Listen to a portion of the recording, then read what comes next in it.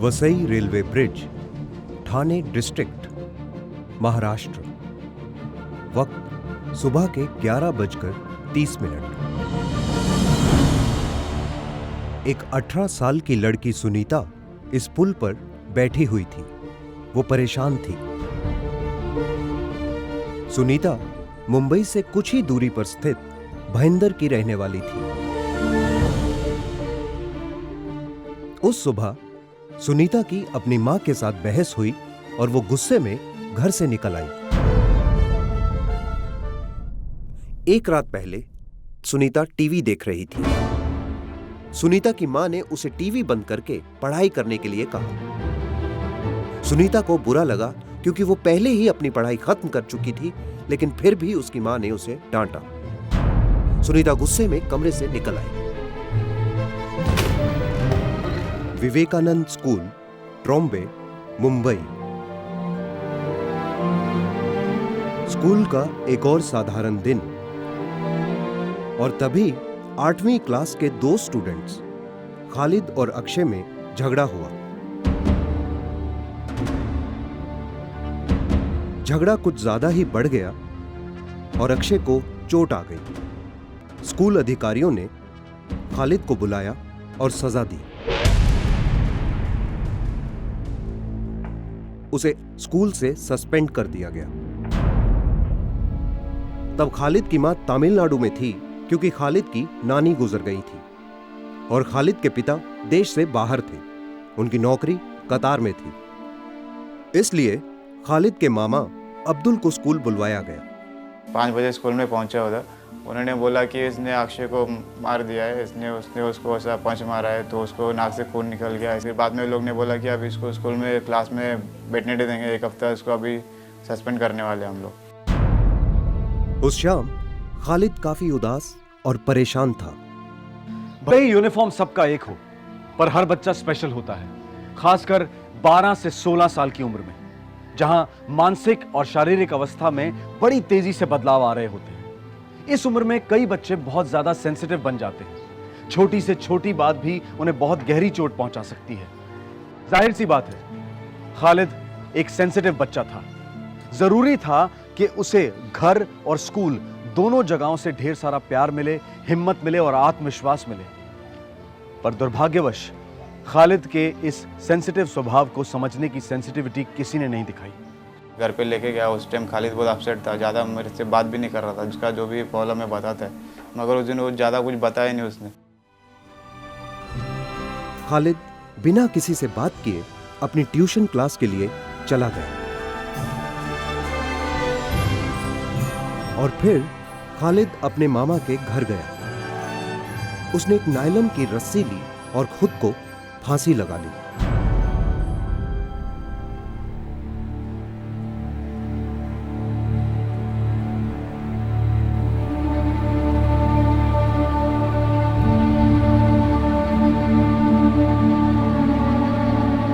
खालिद का शव सबसे पहले उसकी आंटी सुमीना ने देखा। जैसे ही दरवाजा खोली, वो रस्सी में लटका हुआ दिखा मेरे को। मैं बोली मस्ती को लड़का करके नाटक कर रहा है। जैसे ही उसको देखने गई, उसका पैर नीचे लटका, पूरा काला काला हो गया। मैं तो ऐसा डर गई। तो फिर उसके बाद में हॉस्पिटल सब लेके गए। अपने गोद में लेके मैं इधर हॉस्पिटल है, 2-3 हॉस्पिटल है, उधर लेके भागा। दुमराज करके एक हॉस्पिटल है, लोग सीधा बोले कि शताब्दी हॉस्पिटल है, वहाँ पे लेके जा। शताब्दी हॉस्पिटल गया तो वहाँ पे बोल दिया कि अभी इसका जान निकल गया उसका।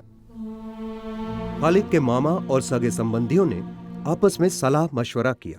उन्होंने स्कूल प्रशासन के खिलाफ पुलिस थाने में शिकायत दर्ज की। 8th स्टैंडर्ड में पढ़ने वाला बच्चा है, 8वीं कक्षा में, क्लासमेट के साथ झगड़ा हो गया। प्रिंसिपल मैडम अनीता भालचंद्र नायर और उसके साथ साथ वहाँ की जो ट्रस्टी है श्रीमती चंद्रिका राजमोहन नायर, ये दोनों ने बहुत गुस्सा किया।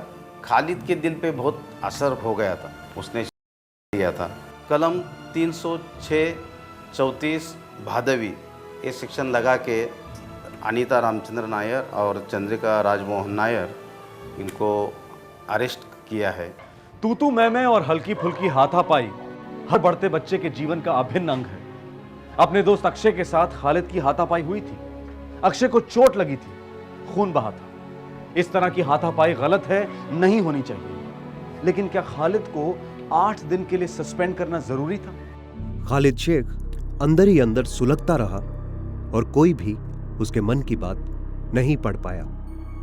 उसके परिवार के मुताबिक सारा कसूर स्कूल प्रशासन का है।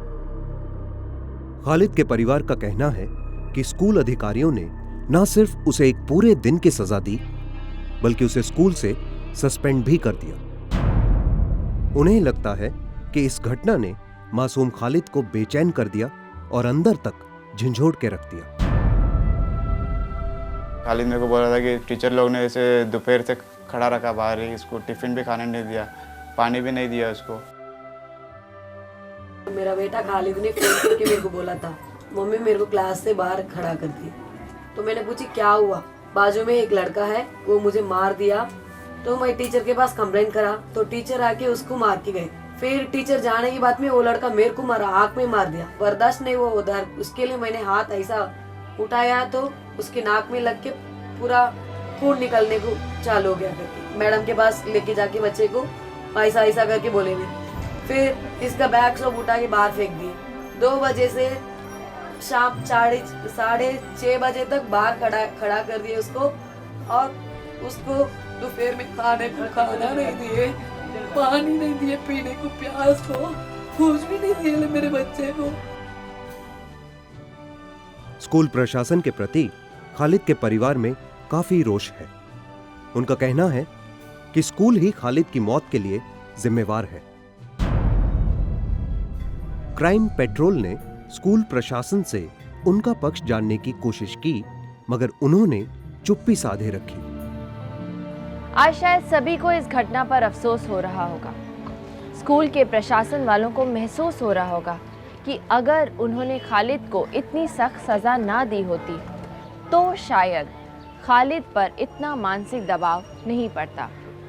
खालिद के परिवार वालों को तो एक ही बात खाई जा रही है, काश खालिद ने अपने दिल की बात उनसे एक बार कही होती।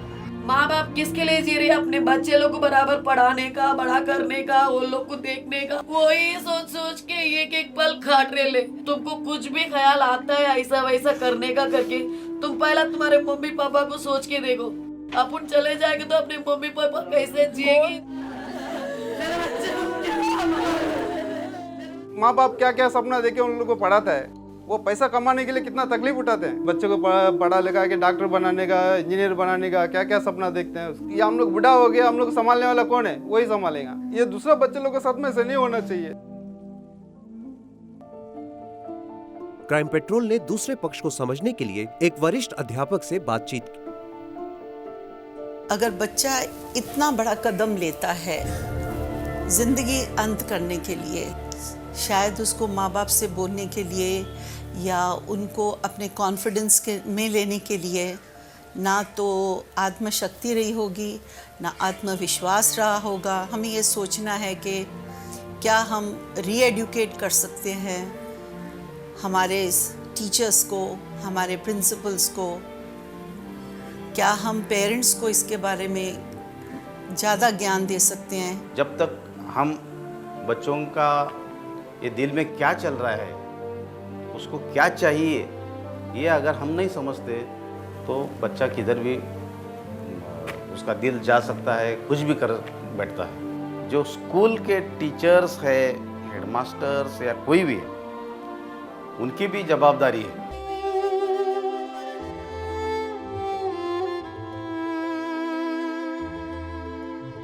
बच्चे दिलो दिमाग से मासूम और नासमझ होते हैं, कमजोर नहीं। क्या हमें उन्हें समझने की थोड़ी सी और कोशिश नहीं करनी चाहिए? क्या हमें उन्हें सिर्फ अपनी ही सुनानी चाहिए या फिर कभी उनकी भी सुननी चाहिए?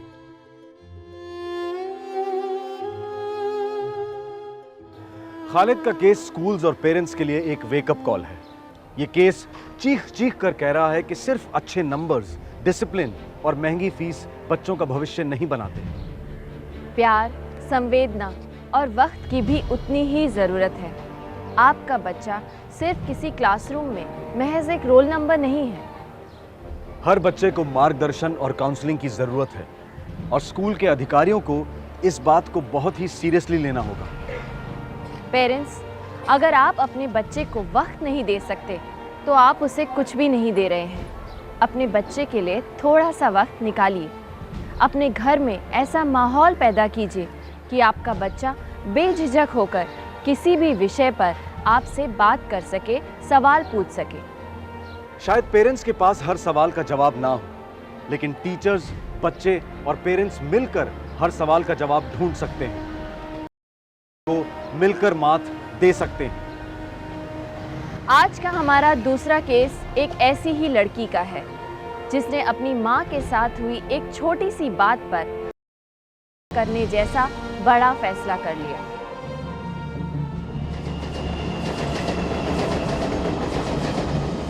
Vasai railway bridge, Thane district, Maharashtra. वक्त सुबह के 11:30। एक 18 साल की लड़की सुनीता इस पुल पर बैठी हुई थी। वो परेशान थी। सुनीता मुंबई से कुछ ही दूरी पर स्थित भाईंदर की रहने वाली थी। उस सुबह सुनीता की अपनी मां के साथ बहस हुई और वो गुस्से में घर से निकल आई।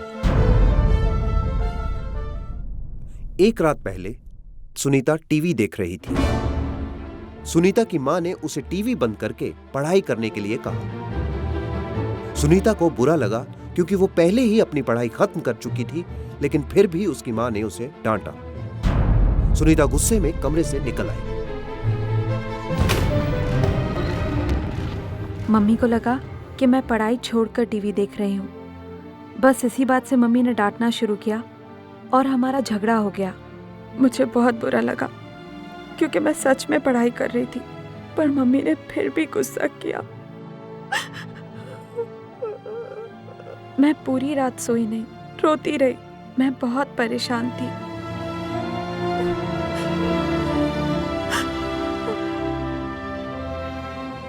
सुबह होते ही मैं घर से निकल आई। मैं गुस्से में थी, नाराज थी मम्मी से। कुछ समझ नहीं आ रहा था। मैंने विरार की ट्रेन पकड़ी, लेकिन नायगांव स्टेशन पर उतर गई। मन कर रहा था भाग जाऊं, कहीं चली जाऊं। मैं चलते चलते ब्रिज के पास पहुंची और आगे बढ़ने लगी। सुनीता वसई खाड़ी की तरफ पुराने रेलवे पुल की ओर बढ़ी। सुनीता ब्रिज की तरफ सिर्फ एक ही मकसद से बढ़ रही थी। अपनी मां के साथ हुए झगड़ों की आवाजें बार बार उसके मन में गूंज रही थी। उस परेशान हालत में वो अपनी विवेक बुद्धि यानी रैशनल थिंकिंग खो चुकी थी। घर पर मां को भनक तक नहीं थी कि सुनीता कितना बड़ा कदम उठाने जा रही है।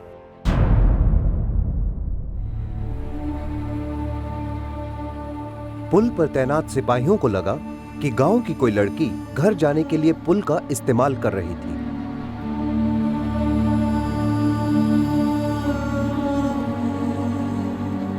सुनीता चलते चलते पुल के ठीक बीच तक आ पहुंची और वहां बैठ गई।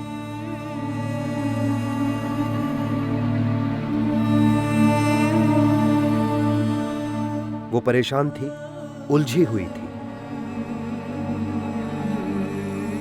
मुझे रोना आ रहा था। अकेला महसूस कर रही थी।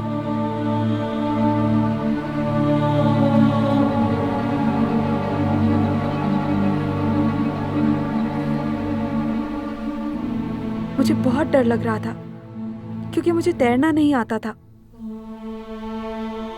जैसे ही सिपाहियों ने उसे पुल पर बैठे हुए देखा, उन्होंने तुरंत उसे आवाज दी और इससे पहले कि सिपाही कुछ कर पाते, सुनीता ने समुद्र में छलांग लगा दी। 18 साल की सुनीता टीनेज यानी किशोरावस्था से गुजर रही थी। उम्र का ये बहुत ही नाजुक पड़ाव होता है और हम सभी इससे गुजरे हैं। इस उम्र में आकर लगता है जैसे सिर्फ हम सही हैं और बाकी सारी दुनिया गलत। माता पिता इसे भटक जाने वाली उम्र समझकर टीनेजर्स के साथ कुछ ज़्यादा ही सख्ती से पेश आते हैं और इससे पैदा होता है कम्युनिकेशन गैप, जो दिन ब दिन बढ़ता जाता है। सुनीता के अंदर का तूफान उसके चेहरे पर भले ही नजर ना आ रहा हो, लेकिन इस भावनाओं के तूफान ने उसे निराशा के समुंदर में बहुत गहराई से डुबो दिया था। चारों सिपाहियों के दिमाग में बस एक ही बात थी कि उन्हें उस लड़की को बचाना था। पहले उनमें से दो ने पानी में छलांग लगाई।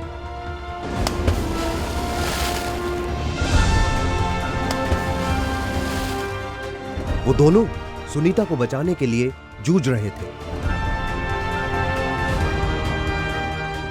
पुल पर तैनात बाकी दो सिपाहियों को लगा कि समुद्र की लहरें तेज हैं और काम मुश्किल, इसलिए वो दोनों भी समुद्र में कूद गए। चारों सिपाही सुनीता को बचाने में कामयाब हुए।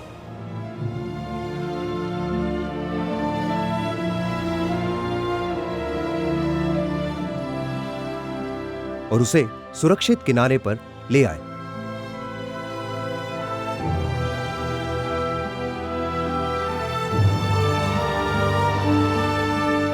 सिपाही सुनीता को पुलिस चौकी ले आए और उन्होंने उसके मां बाप को खबर की। जाहिर है सुनीता के मां बाप को उसके इरादे के बारे में नहीं पता था, लेकिन बेटी की सलामती की खबर सुनकर उन्होंने चैन की सांस ली।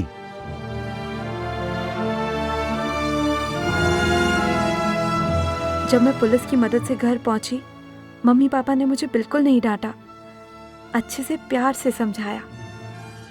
जिस समझदारी और मैच्योरिटी के साथ सुनीता के माँ बाप पेश आए वो काबिले तारीफ है।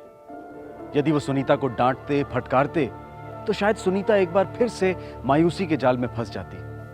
आज सुनीता को अपनी गलती का एहसास है और उसके माँ बाप भी उसे पूरा इमोशनल सपोर्ट दे रहे हैं। उनकी बेटी की जान बचाने के लिए वो पुलिस के तहे दिल से शुक्रगुजार है। वो मेरे सामने तो पर्सनली आई नहीं, लेकिन फ़ोन से मैंने बात किया था तो शी वॉज क्वाइट हैप्पी। उन्होंने बोली कि अंकल थैंक यू, आपके पुलिस ने हमारी जान बचाई। तो मैंने बोला बेटा अभी फिर से मत करो। तो नहीं, मैं अभी नहीं करूँगी, मैं मेरे मम्मी पापा के साथ ही रहूँगी। क्राइम पेट्रोल पुलिस बल के इस कारनामे को सलाम करता है।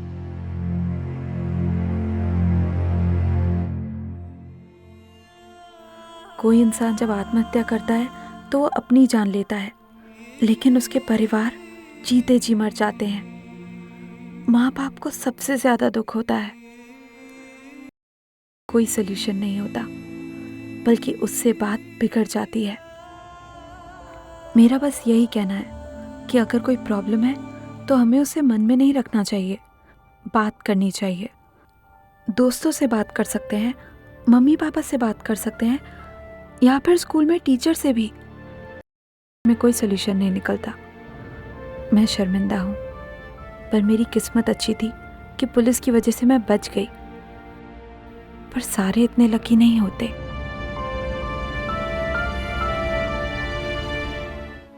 हमारे पहले केस का विद्यार्थी खालिद सुनीता जितना भाग्यशाली नहीं था, लेकिन सिर्फ भाग्य पर निर्भर रह के या फिर भाग्य को दोष देकर हम जैसी बीमारी को मात नहीं दे सकते। याद रखिए, करने वाला इंसान समय समय पर समाज को और अपने आसपास वालों को इशारे देता रहता है। ये इशारे भले ही सीधे ना हो, लेकिन उस व्यक्ति की बातों में और उसके आचरण में साफ नजर आते हैं। यदि किसी के मन में का विचार बार बार आता है तो उसे अपने परिवार वालों को बताना चाहिए और साइकियाट्रिस्ट की मदद लेनी चाहिए। रेट्स को नीचे लाने का जिम्मा हमारा भी है। बच्चे हों, युवा हों या फिर बुजुर्ग, हमें उनकी बातों पर ध्यान देना होगा और उनके व्यवहार पर नजर रखनी होगी। गुनाह है, जुर्म है, और जुर्म को नजरअंदाज करना भी जुर्म है।